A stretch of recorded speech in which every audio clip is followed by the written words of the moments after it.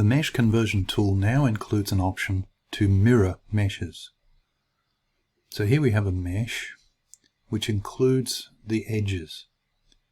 We can see the top edge and the left edge. These were used to build the mesh.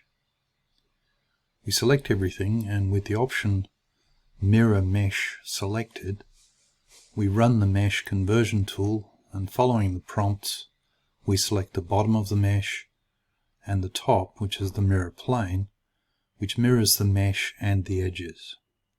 We'll copy the meshes, then select both, and with the Color Mark Edges option selected, run the Mesh Conversion tool again, and we can see, following the color coding, the blue at the bottom, green on the right, and we can see both meshes are correctly mirrored. Note, both AutoCAD and Rhino failed to mirror meshes correctly with their own mirror routine.